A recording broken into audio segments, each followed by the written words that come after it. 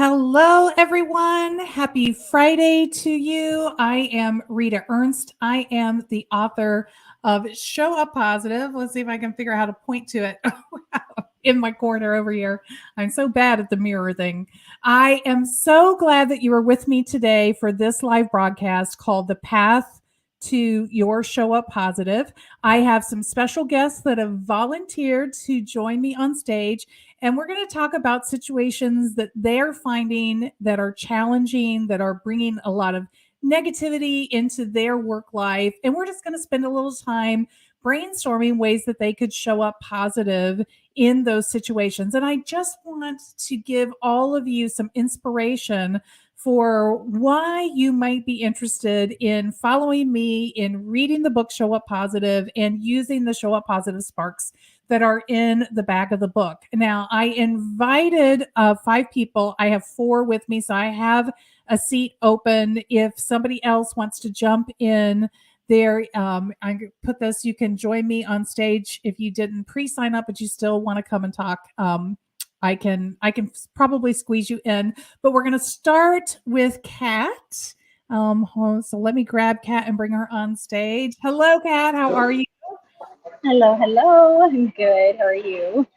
I am wonderful. Thank you. Kat is a podcaster. We've just seen this week on LinkedIn that or last week, that her podcast went live. And so I'm excited to have you with me. Introduce yourself to everyone, Kat.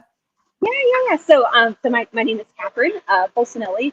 I am a podcaster. I'm also the owner of Agent Services Plus, which is a business consulting company. And it's where I specialize in helping entrepreneurs actually grow from struggling to thriving. So I come in as basically like a temporary COO, and I work with you to create systems and strategies that reflect how you operate to help skyrocket your business and production and consistency.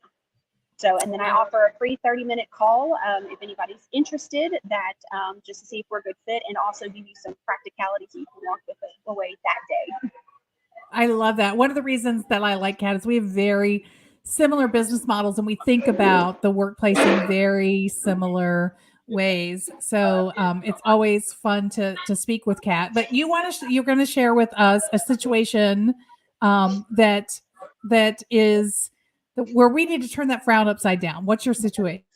Yeah, definitely. So, one of the situations would have been actually in my business, working with a specific client where we were kind of struggling for understanding each other, and it became to where I am a little bit of a people pleaser, right? So I want to continue to help and help more, and I just continue taking on additional tasks, which then eventually ends up weighing me down, and ends up actually pouring into my personal life, right? Because then I take that home, I have conversations with my poor husband who has to hear me constantly complain about my day or anything like that. So that's kind of one of my struggles. So your feed cut out at the beginning of it. So there's a boundary issue here where you're taking on more and more. But what was the setup at the very front of it? Yeah, it's a client that I work with in regards to their business, and that's what it is it's taking on that additional because I want to help so much instead of putting that boundary out front to kind of put my feet down and make sure that they're handling their piece as well. So when they present more opportunity, tell me a little bit about what the thinking was going on in your head. Yeah, so I am really big on helping people that are struggling. That's always been a huge component of mine, because I've been through the struggle myself, right? So I try to go above and beyond, helping within those struggles that they are currently having. And sometimes that means, instead of putting that task back on that person, I volunteer myself to take that task on additionally to get it taken care of. Oh, ding, ding, ding. Did anybody else hear what she just said? Instead of turning it back to that person, taking it on personally. I think there are probably a lot of people on the show. If you're listening and you can relate to what Kat just said, say me in the comments. We'll see you pop up. But I think a lot of people can really relate to that situation. So you care deeply about bringing value to your client to see them make as much progress as possible. And you fall into that trap of being the hero, Yeah. of taking it on. So I have a feeling, Kat, because you are a really good consultant, that just in saying those words to me, you already have some ideas about what you should be doing differently. Yes, ma'am. Well, tell me a little bit about what your current epiphany is about that situation. Yeah, definitely. So it is making sure that when coming to the forefront, establishing rules and boundaries, right, to make clear definition of what it is that I am set to do as a consultant versus coming in to just fix everybody's stuff and then hope that they'll continue doing it, right? It's kind of the same concept of leading a horse to water, but you can't make him drink. And I have to make sure that I'm not doing that within the businesses that I'm helping as well, because then, in my personal opinion, I feel like I could be failing them because if I do it for them, it's going to be harder for them to take that forward in their business. Right. You might miss out on the sustainability piece, right? That Definitely. comes from teaching. It's like what you said. It's like, are you feeding them fish or are you teaching them to Yep. fish? Yep. And that is a mindset thing, right? So when you're in conversation and you're feeling all excited about, I know how to do that, I can make that work. It's reminding yourself to say, okay, and now I need to, but how am I going to do that in a way that I'm so, is the discontent that you're expressing to your husband, is it really just around the volume, how much time the work is taking, or is there something else? Yeah, it really is, and it's kind of that internal fight that I feel like a lot of us have, where it's like, oh, I need to be doing this, but I'm trying to do this, and they're not understanding that I'm doing all of this right, and I think that comes back to again not making it as clear in regards to what my role is and what their role is. Right. Right. Well, and so here are some things that are popping up for me about, like, what would a show up positive moment look like or need in that Yeah. context, right? So one of the things that is coming up for me is how we say not yet. It's a version of no, but it's not a firm no. And a lot of times, a lot of people are unwilling to voice any form of no. So have you ever thought to those clients, have you thought about a not, or does that feel risky to you? Not necessarily, but I guess there's still that little piece of like disappointment, right? Right. Yeah, so it's not yet is a very gentle, because it's, the way I can imagine it is, well, we've scoped out this work that we're working really hard on right now, and that's really maximizing the amount of time that I can spend on your project at this moment. Mhm. However, as I look ahead, I can see where there's daylight. And we could plug this in to that next spot if you wanted to do that. I'll give you a proposal for what the additional commitment would be to continue the work and do that. Yeah, Right. So then yeah, you're I love giving that. yourself space to pay yourself for the work. And you're not saying no, or you're not saying I'm disinterested. I think the biggest concern for us as consultants is having people misread us as is not concerned or not caring Yeah, or disinterested. yes. Right. And so not yet is a way of saying I do care, I am interested. It's a timing thing. It's about when it Hmm. really fits in for both of us. And the truth is, when businesses take on too much too fast, they really don't absorb the lessons that we need them to absorb to sustain it, right? Yes, so true. Yes. So if you were approaching me and I said that not yet conversation to you, would that feel negative, neutral, or positive to you? I definitely think that that would be neutral because it's a complete and total understanding, right? So it's not really that feeling of being pushed in either direction. It's kind of an open conversation that can be had. And that's the beautiful thing about my version of showing up positive. My version of showing up positive isn't making everybody happy. Making everybody happy is taking on more work. the Mm, neutral, I'll settle for neutral where I am being true to myself and I'm still being true to the client. And that's a way to, I feel like that's showing up positive to have that, to step away from what could be a negative, at least bring it to a neutral ground. Good morning, Deborah. I'm so glad that you're with me. Well, any other questions or follow ups, Kat, before are you good? yeah, I'm good. Actually, I think you hit the nail on the head, right? And I really do think it does come back to just redefining those roles, and setting those boundaries, like you said in the beginning, which can help for having a more positive impact on your client as well. Well, I am a huge fan of you, of your podcast, and of your Oh, work because you come from the right place.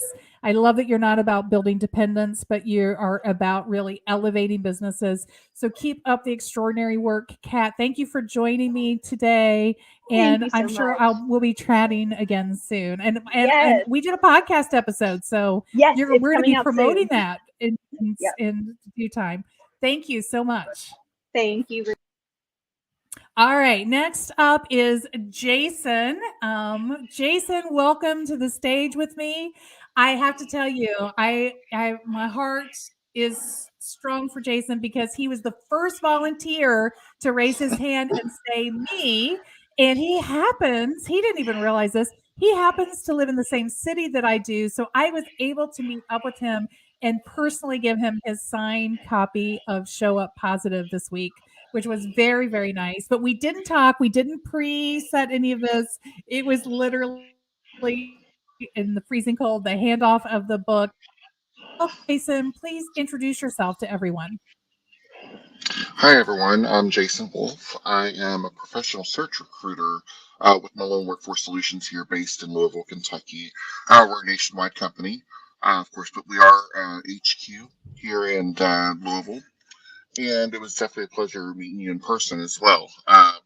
So, um, kind of give you just a breakdown of what I do. Of course, I work on professional level roles, executive level, filling positions, of course, in building and sustaining our internal client base as well. Of course, more importantly, I like to help people at heart. And I came from a position previously. I was in 17 years of call center management, of course, and there was some toxicity of the environment there, and I wanted a change. So I took a leap of faith, and just last year, and I decided to join the world of recruiting. Of course, I definitely enjoy it. Of course, it's a breath of fresh air. The environment, even in this office, of course, it's like a small family here. We all get along well. So there's a lot of positivity here. Now, of course, going into the position, of course, the day to day, there are challenges that we face. Of course, a lot of people saying no. And sometimes there's more than people saying no, there's more additives to that conversation, but a lot of that over time can seem to kind of break down a little bit and then kind of seep in. And we take some of that home and, of course, absorb some of that negativity. Of course, I've always tried to, even within this office, try to take that negative and flip it over to positive. But sometimes it's a little defeating and deflating there. Um, and a lot of that, I think, because we are a virtual team, of course, we're not customer facing here. So there's a lot of perception issues on both ends. The way things are perceived through messages sometimes can be a little bit of a struggle as well. Of course, some people are not as professional minded as someone as myself or Rita or you all would be.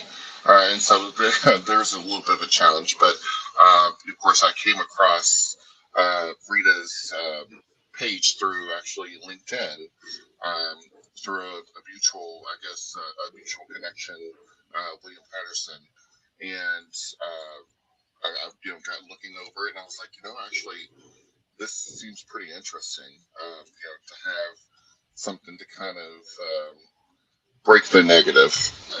But definitely looking forward to increasing my network, and of course, even here at Balloon, always working on building and expanding our internal client relationships as well. Sorry, that was a little drawn out. That's okay. So did you want to talk about just that general dealing with the negativity coming at you from your customers, or was there a specific situation that you wanted to chat about? Uh, well, more so of the incoming of those messages, learning how to kind of infiltrate some of that information, and just kind of let it roll off. Sometimes that can be a little bit of a challenge, and it kind of wears you down. But of course, I'm open for any suggestions, and just here to enjoy, kind of learning everyone else's ways of handling that. If that makes any sense. It does. So I'm gonna kind of reverse what I did with Kat. I want to start out and put a little context around, because you just teed up the book beautifully, Jason, and then give you some more examples. But if anybody else out there, if you work in the kind of service role, because that's what I see Jason doing with staffing is a service role, and you get the angry customers, hit us up in the comments and let us, with the me too, let us know that you feel Jason's pain. I spent a lot of years in HR, so I understand exactly where you're coming from. So there are a few things we have to remember. One is that we tend to give more time and attention to negative exchanges. They stick in our brain. We think about them on the drive home. We think about them when we are at the gym working out. They just sort of find this way of creeping back into our thinking. We give a lot more attention to replaying them and thinking, what could I do differently? All of those kinds of things. So, one of the secrets that I reveal in Show Up Positive is one of the ways that to combat that is to make sure that you are forcing your brain to give equal attention to positive things happening around you. So the call to action is to start noticing the positive things. And one of the ways to notice them is to do them. When you are the person who is engaging in positive things, you do it. And then often it will reflect back Hmm. to you, like people will reciprocate. So there is that reciprocity is part of our human nature as well. If you treat me really nice or you say something nice, most likely, unless I'm just having a really horrible day, I'm going to reciprocate in kind. And so I think the real opportunity, because a lot of businesses are trying to figure out how to do this hybrid thing. We're seeing layoffs, fear of the economy. We continue to be in this time of turmoil. It doesn't matter if we're not masking and worried about those things quite as intensely right now. We have other turmoil that's coming up. So people in general in life are noticing a lot of negative messages around them. So let's countermand that by creating our own positive and retraining our brain with positive messages. So can you imagine a way that that would happen in your team, Jason? Oh yes, absolutely. Of course, that is something that we all kind of face, and we all kind of, like I said, we work well as a team. We all kind of bounce things off one another, so that's very nice and beneficial. And one thing actually that just kind of appeared in my mind was yesterday. Of course, I had a little bit of a challenge. Of course, it's.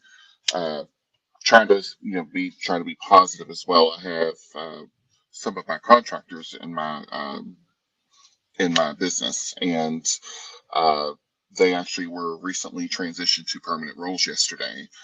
So that was awesome, fantastic for them. I was excited, um, but of course at the same time that was something that kind of hit me. Um, Unannounced. I wasn't aware. It kind of surprised me. And of course, in this position, of course, some of this is a residual income comes out of that, those contracts, Mm. which is fine. But of course, I was, came home, spoke to my spouse, and I was like, I got to look at it like this. I got to focus on the fact that I found someone who was fantastic, perfect. They knocked it out, and that helps build my relationship with the client. So it was just trying to. I kind of grieved a little bit. I was like, I was like, dang, I was like, that's awesome, but goodness. So I guess it's just, I kind of learned from that yesterday. Just trying to find ways to redirect that negativity and say, well, actually, if I weren't as good at this position, then maybe this, this wouldn't have happened at all. And so, Ooh, I um, love that, Jason. Right, stand in your power. That is important. I mean, it's not you're allowed to be whatever you feel is real. You cannot negate your emotions. It's okay to feel sad or defeated, but is that a moment, or are you allowing that to define you?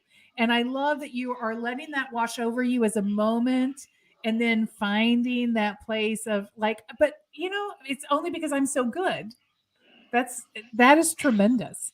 and I wasn't trying to come off arrogant at all at that. I'm like, just trying to give myself some props. I'm like, well, maybe this wouldn't have happened had maybe I not found that person, you know. Right. Yes, I wholeheartedly support that. I mean, all and there's 50 inspirational ideas at the back of the book that I dropped off to you to help you along the way. But I mean, never underestimate just the smallest things that I encourage every workplace to start with in your show up positive journey. And those are appreciation, gratitude. So recognizing and appreciating the talent and the people around you, which you were talking about, you guys, but saying like, wow, that's amazing. But in gratitude, thank you for whatever thing you get. Like those small things said real time with real meaning, not just as throw off comments, but with some detail, very powerful. And the third thing is just really being present with one another, welcoming people when you walk through the door, taking that moment to say hi, hello, when other people come and go, checking in and out with each other in that way as you pass in the hallway. Those are just very little tiny cues that really build up that positive bank account you need to help you through the storm when you take those bigger negative hits when somebody comes at you. And the last thing that I will say, and then we're going to be out of time, is this: people's words only have as much power as you give them. So let me say that again. People's words only have as much power as you give them. So when somebody comes at you can make that about you and you can take it on the way they're throwing it at you. Or you can say, wow, they must be having a really bad day. I don't really think this is about me. Now, I'm not saying be a narcissist. You have to have some level of self awareness. But at the end of the day, if you know, like all you did was pick up the phone and somebody's just coming at you, and that happens in service jobs and customer interactions, you can, when you choose to say this isn't about me, you can start to release a little bit of that. Their words only have meaning about you if you allow them to. And that's just a nice little trick to sort of help you um through the worst of it, because I know I have been responsible for some recruiting things, and I know how ugly some of those, and especially in a company like Malone, where you're working with companies that have high turnover for a reason. they, Yeah. it there's a dynamic there that you don't get to control. You just have to recognize that this isn't about you. If they're not managing their culture correctly, if they're not managing and planning their business correctly, those are things that are outside of your control, and you just can't take those on. Well, thank you, Jason. I want to make sure I get Steve Miller up here, so I'm going to say goodbye to you. I hope we keep talking. Let me know how you're enjoying the book, Absolutely. and thank you for volunteering today. No problem. It's my pleasure. Thank you for having me. All right, Steve. I'm sorry I kept you waiting so long. I can't help it. I was supposed to do short snippets. That was Jay. Jay's coming up next. So short, but I can't do short. I don't know how to do short. But Steve Miller, please introduce yourself. Welcome to the stage. Well, thank you. Before I introduce myself, I have to acknowledge how amazing you are, what a powerful, bright light you are, and all the great work you're doing. And I'm anxious to have an opportunity to read your book. I'm Steve Miller. I'm the Area Development Director for United Negro College Fund. I cover all of Ohio and Kentucky. And you and I met in Louisville uh, during Derby Diversity Week with our good friend Tawana Bain. So, what we do here at UNCF is that we provide scholarships for minority students to go to and through college. We work with high school students who want to become freshmen, freshman to sophomore, sophomore to junior, internships in junior year, go back to college as a senior, and potentially get offers from some of those internships to join those companies. They have an opportunity to learn the corporate culture of that organization and also go to graduate school or whatever they want. Some of the opportunities that we've been faced with, or I'm faced with, in trying to show up more positive is that people have an old or historic remembrance or perception of who UNCF is and what we do. They remember the old Lou Rawls commercials that played when we did the big telethons, back when Jerry Lewis was doing telethons. So everybody remembers that logo. A mind's a terrible thing to waste, but they really aren't aware of all of the work and programming that we do.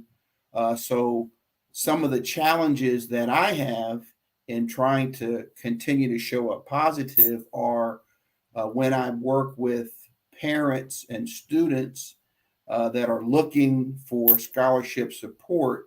And we scholarship probably about 4 out of 10 applicants. So we can't scholarship everybody, even though we've provided over 10,000 scholarships a year, $5 billion since 1944. We're the largest scholarship Wow. provider for minority students outside of the federal government. And that number is growing. And with the effects of COVID and George Floyd, Breonna Taylor, and social justice, minority students have been disproportionately impacted in receiving funds and trying to be successful in college. So, we work hard to make sure that we can help them in any way we can. But inevitably, somebody is going to be upset because they didn't get the scholarship they thought that they should have or deserved, or the money, or so it's an opportunity to try to educate and communicate and really stay positive, understanding the mission and all the great work we do, and help those students and families understand what they can do to position themselves to receive funding from us and other organizations. So um, your work and what you do in the workplace is very powerful and helpful. And fortunately or unfortunately, I'm working from home because we end up closing our office.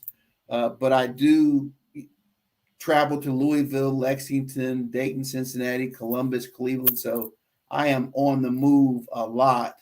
And I only have one staff person who's amazing Wow. also. So it's hard to be everything for everybody in every city. So there are multiple opportunities for additional positive engagement, and I'm always open to ideas, uh, concepts to make sure that we're sharing our information, that we're showing up positive all the time with our constituents, but also not just for the students and families who receive these funds. I have to go get the money from corporate partners, and sometimes that can be fun too. Uh, but we've been very successful. We've are really continuing to strive to educate corporations, because based on the work that you're doing, the work you've done in the past, many corporations are hungry for diverse workplaces. They're hungry for diverse talent. So trying to educate the corporations on how we can help them get that talent, educating the college students, the new hires on how they can impact those organizations and show up positive. It's always an opportunity to learn and grow. So is there a specific situation? I mean, you've named several things, you know, the challenges of all the competing demands that you're working with, the fact that you have to say no sometimes, and how do you say no without defeating somebody? Like which one of these many opportunities would you like to explore together today, Steve? Well, I think from the show today, we learned that no does not necessarily have to be negative, and really more rather than no, just not now. So that works for me as I'm asking and soliciting funds to support organizations who say no. I don't take that personal. I just look at that as now is not a good time. Maybe we can look at it again later. So it's you always have to refresh your spirit in understanding that those no's, kind of go two ways. But I think the biggest challenge is really helping businesses understand why diverse employees are important for their organization to be strong. Thought leadership is always better with a diverse pool of talent, and UNCF provides a positive pool of talent, not just from historically Black colleges, but from over 1,300 colleges all across the country. And that would be Louisville, Ohio State, Simmons College, Hampton, Harvard, Yale, Howard, Kentucky State, everywhere. It's just hard sometimes to have to let a young person know that, hey, we want to help you, with your dream for a college education, but maybe you don't qualify financially, maybe you don't qualify academically. But the biggest opportunity is I get calls from students and parents in August. School starts in 2 weeks and they want scholarship money. So having Right. to have that conversation, hey, look, we can't help you now. We can possibly help you later if you go through these steps. So, that's always Well, a conversation. what one of the things for sure with your families is I was the first. So I was the first person in my family to go to college. And there are many campuses have programs now for first students, but there's so many things that you don't know if you've never navigated that whole process. And a lot of people don't know that there are scholarships only available when you hit upper stages of your education that aren't even open to freshmen. So it's not just what you get your freshman year, right? So there's this whole education process that has to happen. But I think what I want to zero in on for a little bit of time, Steve, is what I hear in you and is that I think a lot of other salespeople can relate to is because as the development person for your region, development in a nonprofit equals salesperson It in a does. company, right? Yes. You're a sales Yes. guy. So Yeah. every time you go to a business and they say no, you didn't make the sale. And I think if I got any salespeople listening, hit us up in the comments, say, yeah, you've been there, right? We know how difficult it is to take all of those no's and not allow them to really leave us feeling defeated. And I think what is different about a commercial sales job from what you do is the passion you, that you have for the nonprofit, which is why you're in that work to begin with. So it's very, very difficult to not have those no's sit heavy on your chest, having you question what do I need to do differently? What could I have done differently? How could I have made how what would have been different that would have got to yes?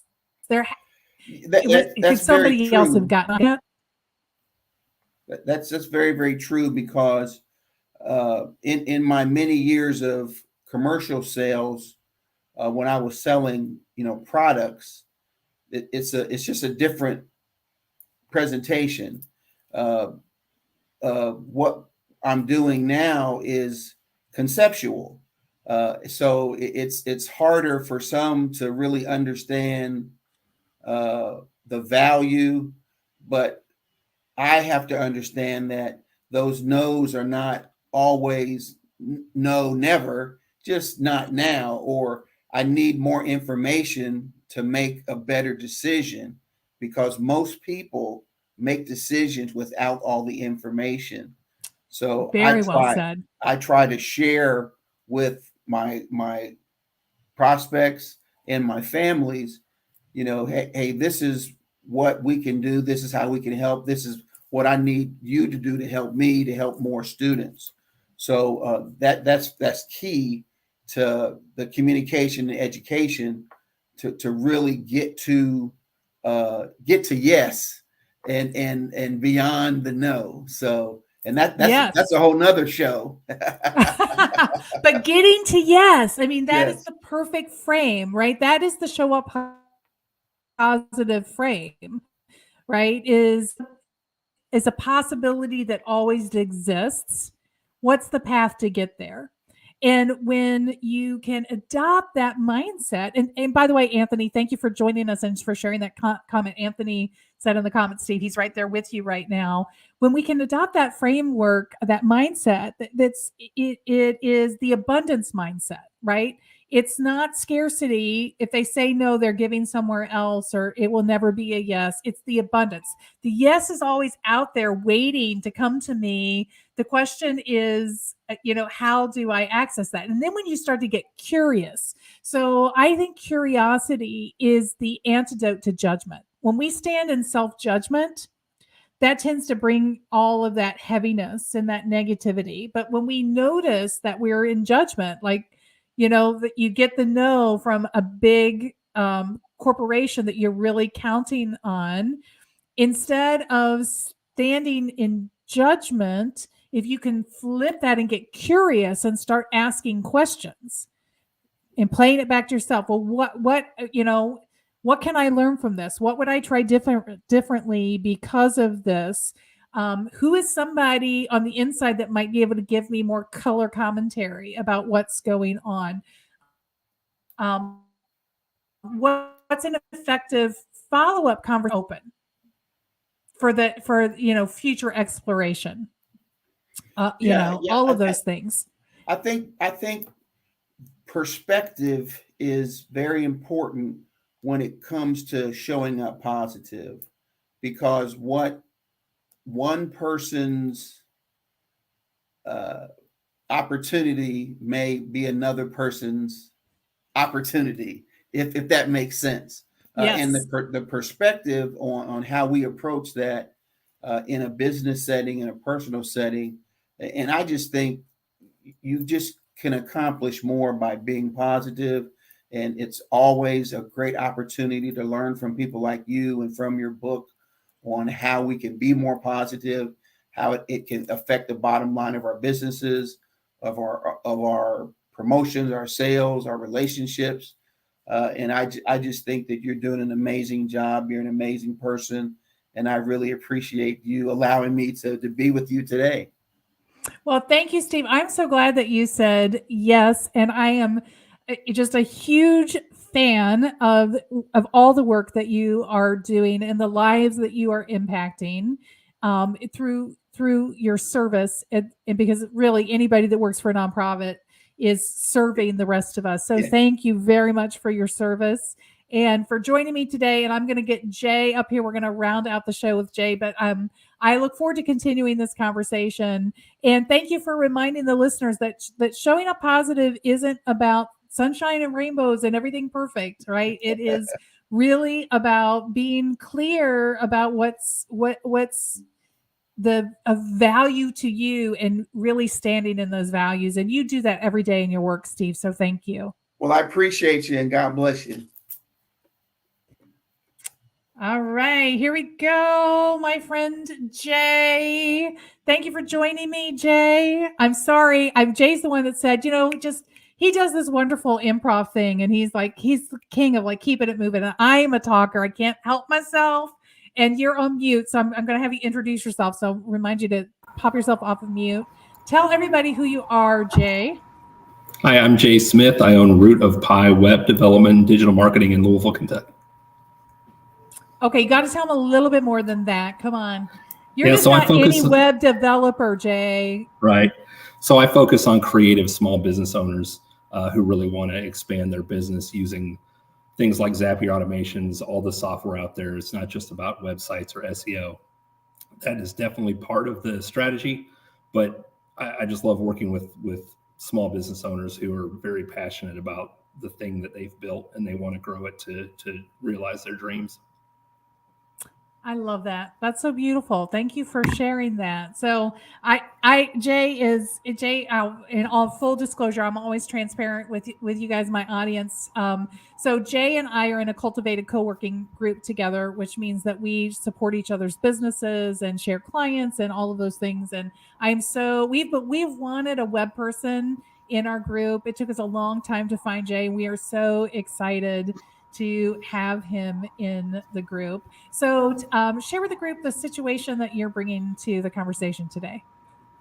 Yeah, so recently I've had challenges. Like I said, I really focus on creative, open-minded small business owners.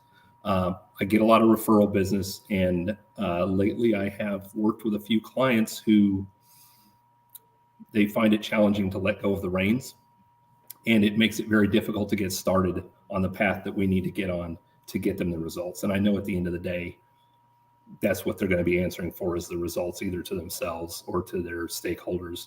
And I find it's difficult conversations to have, to try and rest. Like, we need to get going. You need to let go of that. And I spent 25 years in manufacturing logistics operations, always as the leader. So when I felt like the ship needed to be steered in a direction, I just pulled it in that direction, and everybody was going to get on board. And that's just not how it works. That's as an entrepreneur. So I haven't figured out a way to not make them into what I need them to be, but to get us both in the same direction. So I'm sure that there are many listeners that can relate. So Jay's got micromanaging clients. And so whether you work for a micromanager or you too have clients that just have the death grip on every little detail and won't really trust your expertise, please come to the comments. Let us know that Jay is not alone. I know Jay's not alone. I know exactly what you are experiencing. So when you think about the conversation, Jay, I'm going to ask you to talk about what is known as the left-hand column. What's the story in the back of your brain that you don't necessarily say out loud, but it is the judgment that you have about that client, about that situation, and why it's going the way that it's going? What's the story you're telling yourself about that? I don't know if I think that deeply about it. I'm more trying to problem solve it like a typical IT dork. I'm not really taking that angle on it. I'm really focused on how do I solve this, and that's probably not the best way to approach it. Well, no, but trust me, you have a story. So in the back of your head, are you saying they don't trust my judgment, or they're afraid? They're avoiding a decision because they're afraid they're going to make the wrong decision, or what's the story you have about why that client is holding on so tightly? It's possibly something like that. In one case, it kind of felt like they might have been cornered into getting outside help for this, whereas they had handled it in-house to that point. On a scale, you could see it as a small business owner who builds their own website on Wix, and eventually they have to, if they want to scale, they have to get help. In this regard, it was a much larger enterprise, and I never got information to confirm that, but the depth to which they wouldn't let go or give information or share information made me wonder if I wasn't brought on as, and something they were trying to handle before I got there. And maybe there was some yeah, interesting. maybe, but again, I couldn't confirm that. I'm not going to ask that. Did your boss say you sucked at this and that's why you called me? Why wouldn't you? I mean, I wouldn't say it exactly that way, but what would happen if you chose to have a conversation about, I feel like there's something I'm missing in this situation? I think I eventually get there, but I'm also conflict avoidant type person. So I let it go too long before I get there. All right. There should be tons of hands in the comments for conflict avoidant people. So tell me a little bit about why it feels like or seems like a conflict to you. Because it seems like a negative thing. It's a blocker to us moving forward. And I'm trying to solve it by consistently asking for the information and soft selling why I need this and how we're not really moving forward until I get this access or this information. And to me, it's negative in a lack of information. That's what my brain is doing, is it's applying that and just saying, they're either blocking or they're not prioritizing this. And then my concern creeps in, like, well, if I'm not going to show them results in the near term, marketing is one of the first things people ditch when things get tough. So it's very important for me to get everything I need so I can do the magic. Right. I feel that too. And there's longer term things. I mean, lessons to learn. It's important. One of the things about that I talk about in Show Up Positive in the 7 tips. One of those is this whole idea of getting into this learning mode of recognizing where you're continuing to hit the same kinds of stumbling blocks and making sure that you're learning from that and failing up. It's like, not that that's really a failure, but it's like, okay, that was really hard. It shouldn't be this hard. How can I take the learning from that and change that in the next round? But I want to talk first about that idea of it is a difficult conversation, because you started off saying the most beautiful thing. And that was that you care deeply about really delivering this great product, in a good turnaround time, and the collaboration, the relationship with your client is valuable to you. And so I'm wondering if you were to start the conversation from that place, which is probably a very different way than your IT brain typically talks. So instead of jumping into content, I need this, you set up relationship before you move to content.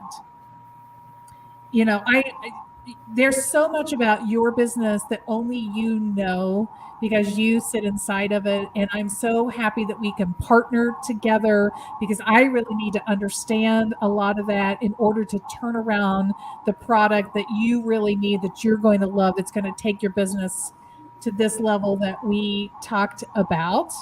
And one of the things about that is it does require you to give me some specific time and attention to answer my questions.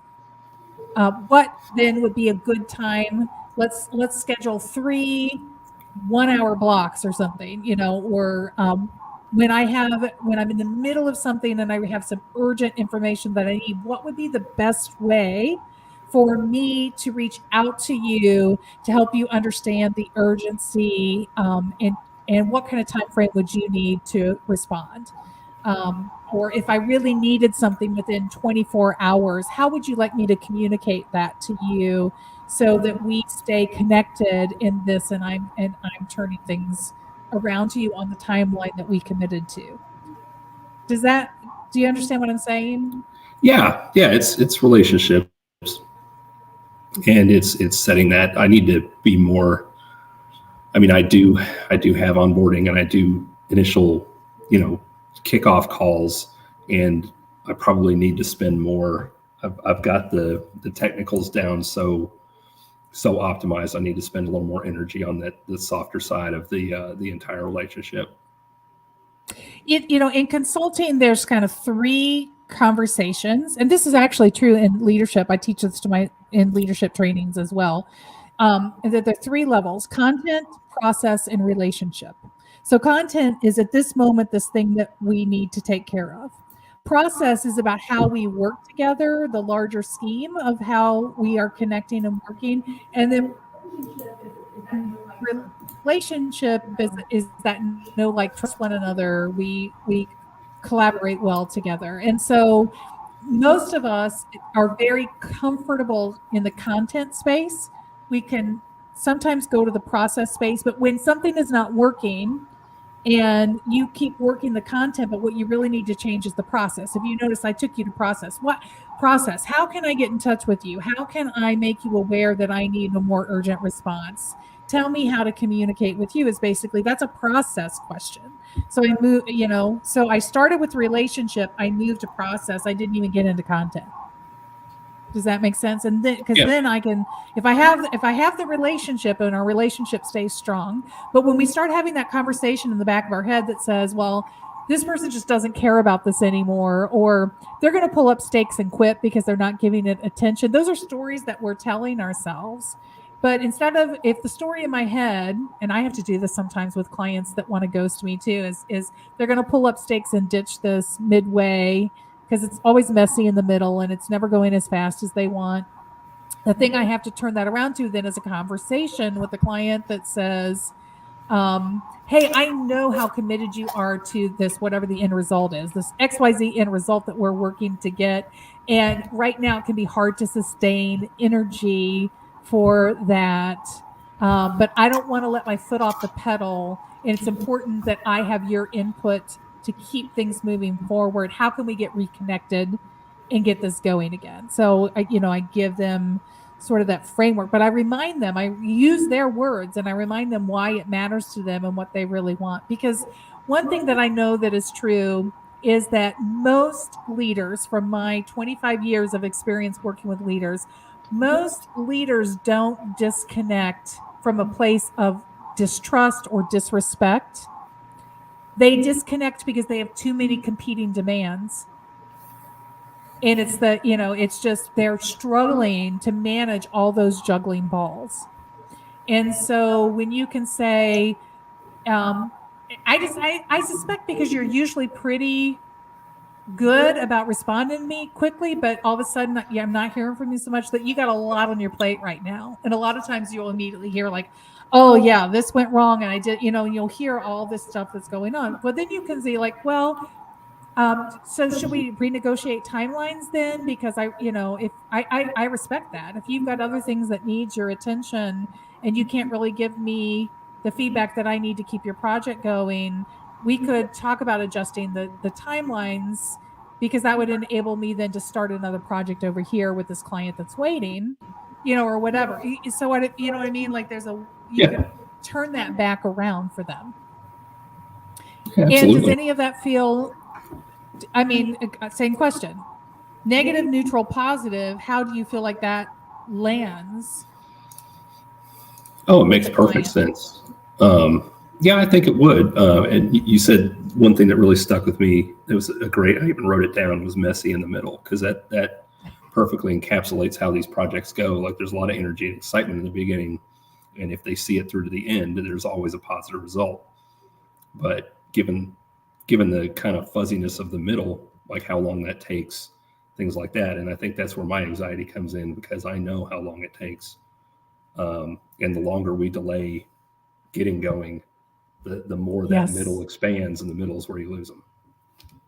Yeah, it's very true. And so for you, probably developing some clever messaging around the messy middle and sustaining energy and be more proactive in your conversation would be a way for you to show up positive for that client, to just acknowledge like, hey, now's the time when I know a lot of people can feel like can kind of lose energy and excitement for this.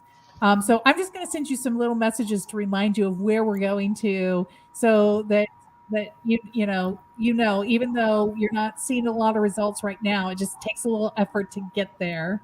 And I find analogies work really well for people. So like a great example of that is running a marathon. Building your website is running a marathon, or building your solution, whatever your technology is, running a marathon. You don't just walk out your door one day and say, I'm running a marathon, and go run 26.2 miles, right? There's a lot of training, there's a lot of work to get there.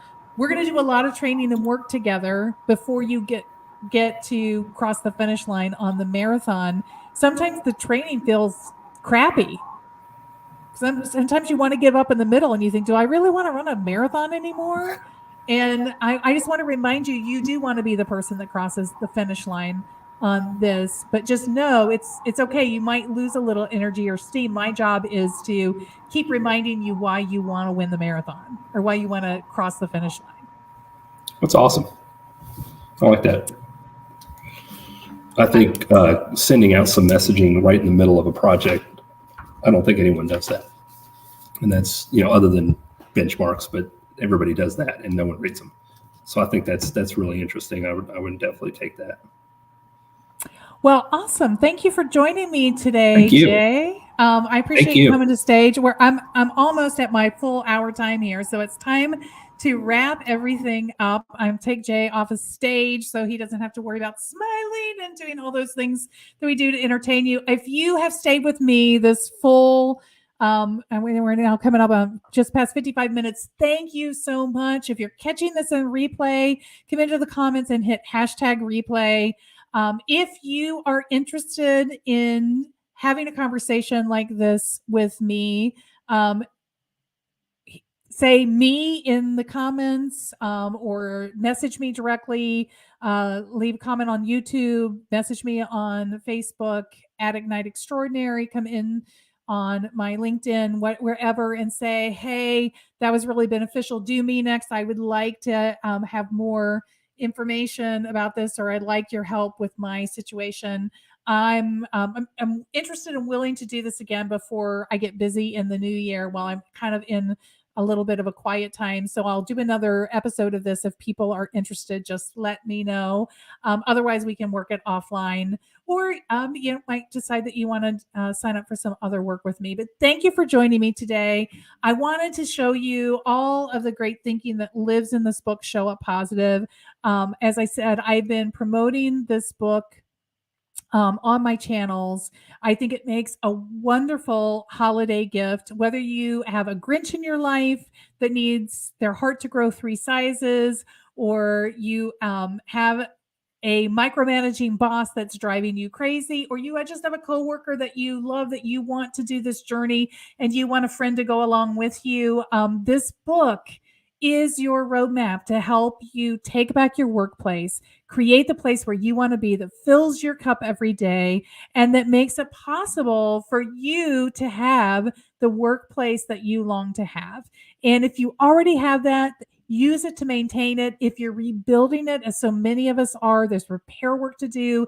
After all of the challenges that we've been through since 2020, it will help guide your way. I am on a journey to get 1 million readers of this book.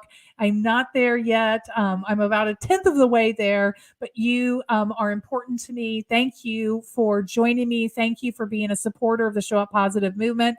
And I'm here every Monday at 11:45 Eastern Time for the Monday Minute, where I give you inspiration for a way that you can show up positive for yourself and others each week. I hope you will come and join me each Monday, or catch it in replay.